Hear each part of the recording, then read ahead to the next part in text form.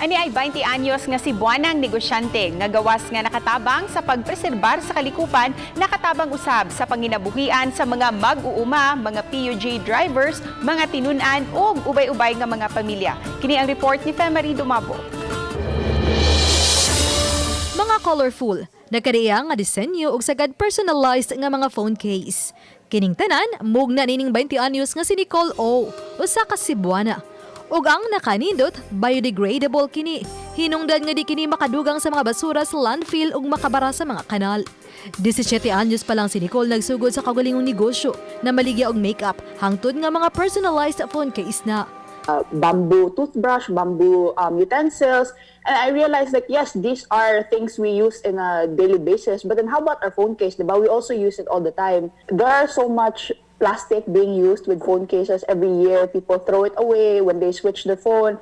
And then those plastic, they end up in our landfills for years. Ana pa lang siya karon sa third year college. Apan kay siya mismo ang nagatiman sa tanan niyang negosyo, gikan sa production, marketing ug uban pa, hinungdan nga na-test usab ang iyang time management.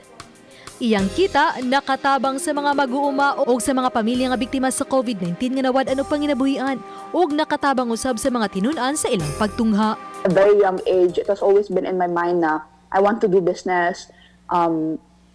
That's what I really want to do. Like, ganahan ko to have a business that can really change something at least. Dugang ni Nicole nga way edad sa negosyo ug bisan kini yano, apan ubanan sa paningkamot, pagsalig sa kaugalingon, pagampo ug pagtan-aw sa kaayuhan sa uban.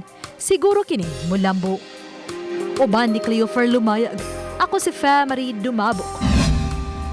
Balitang Bisdak.